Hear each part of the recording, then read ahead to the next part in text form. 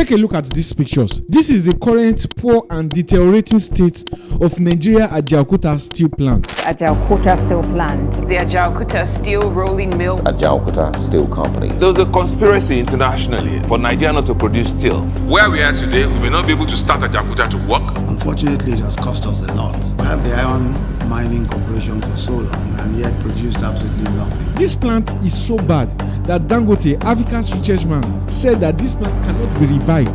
Ajaokuta will not work. We can keep deceiving ourselves. We can keep being passionate about this. It's not possible. You see, the factory was initially designed to employ over 500,000 direct workers. But over the years, it has been plagued with manipulations and different corrupt activities from both the Nigerian military head of state, Nigerian politicians, businessmen, and even foreign contractors. There was a conspiracy internationally for Nigeria not to produce steel. We were buying our steel from the West, and of course they didn't want us to produce steel. And of course, with some local collusion, whatever, Ajaokuta has failed. When the factory was initially being designed, it was designed to revolutionize the Nigerian transportation, construction, and manufacturing industry. It was supposed to completely stop the importation of heavy and expensive metal steel, which was used for building huge refineries, rockets, cars, and advanced military technology for the entire African continent.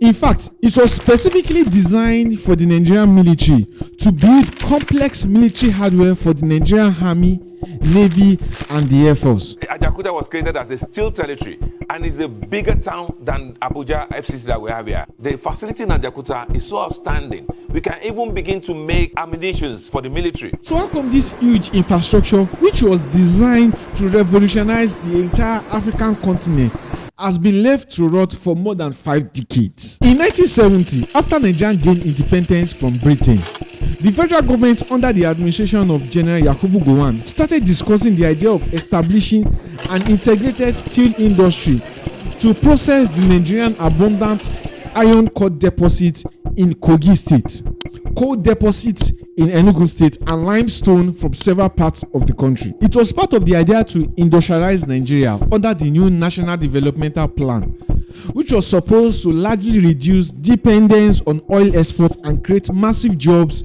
in the manufacturing industry. The plan was not just to build a big factory and turn iron core to produce metal plates, beams, and chain rails, but to also build an integrated complex where you can process all this iron core in a single location.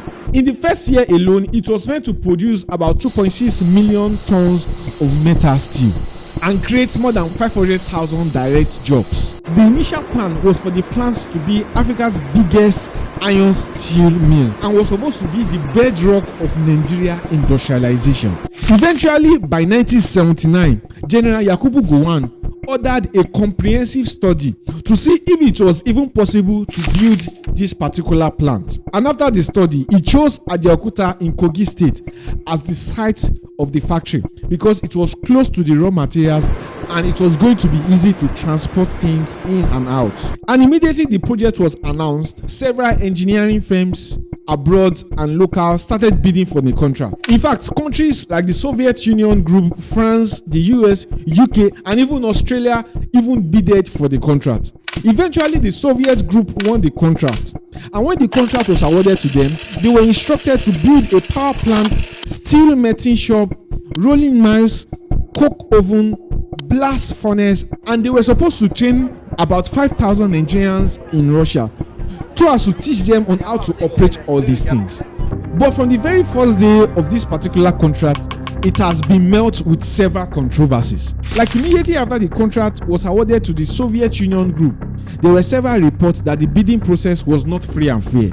The final decision on who the contract was given to was highly politicized because they believed that the Western contractors' designs were considered more modern and even more preferable. But even though the Soviet Union group won the main contract, the civil works like road leading to the factory, the foundation, the building, the water system, and irrigations were still open to the public to bid it. And eventually, when the bidding was made open, a company in France won that particular contract.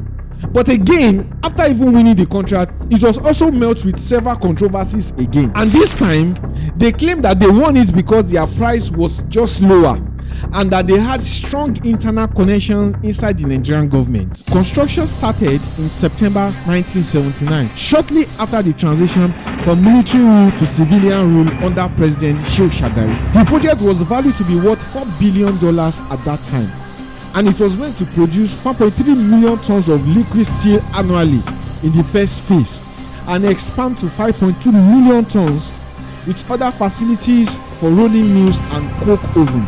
It will also include 43 power plants spread over 800 acres and will be able to employ up to 500,000 workers at peak construction. By mid-1980s, the factory was already 98% complete. In fact, the Nigerian government have already sent workers to the Soviet Union for training, and the site was already bustling with several activities such as schools, buildings, hospitals, and place to live for all the workers who are going to be admitted into that particular factory. But suddenly in 1983, there was a military coup that was led by General Muhammadu Buhari, and once he took over power, immediately stopped funding for the project.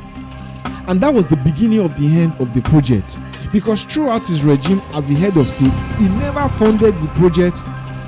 But not only him, including his predecessors like Ibrahim Babangida in 1985 and Sani Abacha in 1993. Now, this is where the matter gets worse. The US Embassy cable leaked a report that indicated that the Major General Sani Abacha and his close allies weren't necessarily interested in the project. They were just interested on how this project is going to benefit their individual pockets. He saw the project as a way of making quick money for himself and also for his allies. So he decided to build off a very smart plan. Nigeria was owing Russia money for the construction of his steel project. So instead of Nigerian government paying it normally, Abacha and his people secretly bought that debt that Nigeria was owing Russia at a very low price.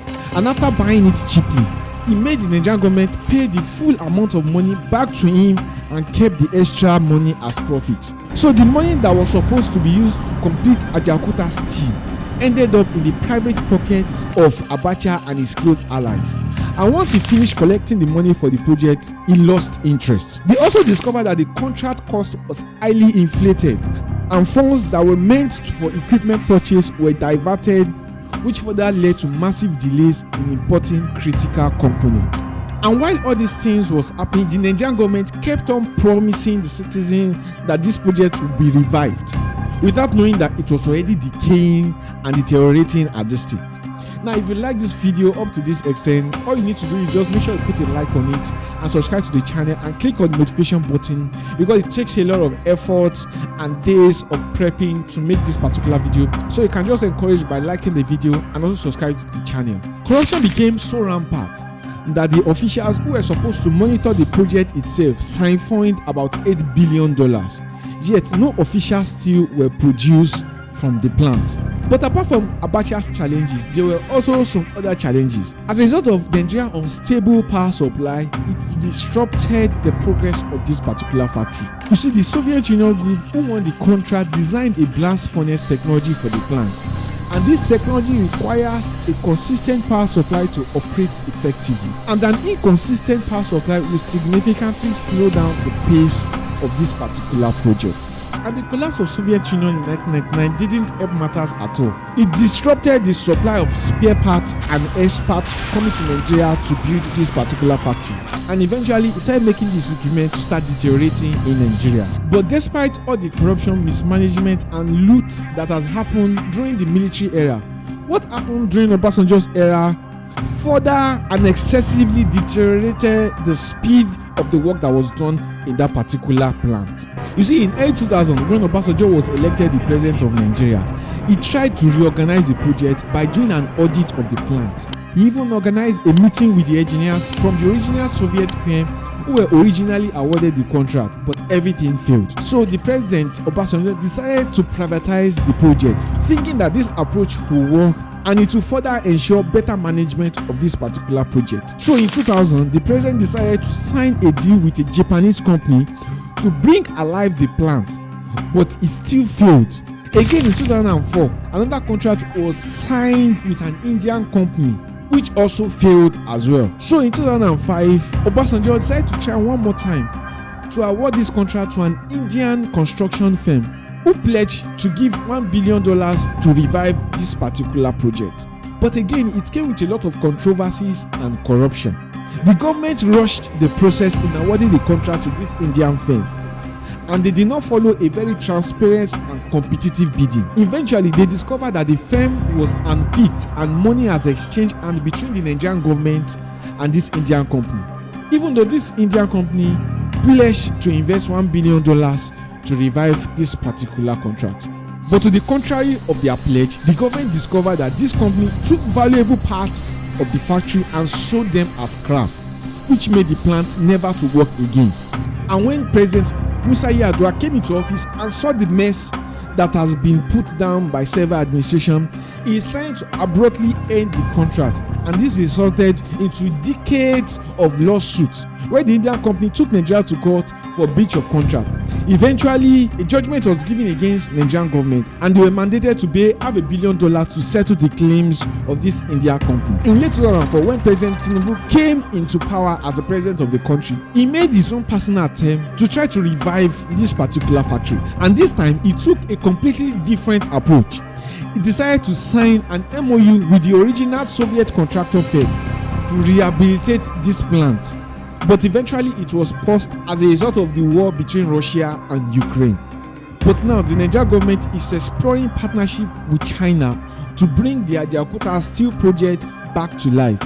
This new approach is meant to revive the 5-year-old decayed infrastructure that is already rotten. You see, the reason why the Nigerian government is all bent in reviving this Ajaokuta Steel is because it's going to massively help Nigerian army in building several hardware they need for fight against terrorism and also outside threats, and it's going to massively help Nigeria to rapidly industrialize and create thousands of jobs. Now, do you think that this project can be brought back to life? Let me hear your thoughts in the comments below. Now, if you want to watch the part 2 of this video, don't forget to make sure you like this video, subscribe to the channel so that you can know the further progress of this video and what the Nigerian government is currently doing. I will see you in the next one.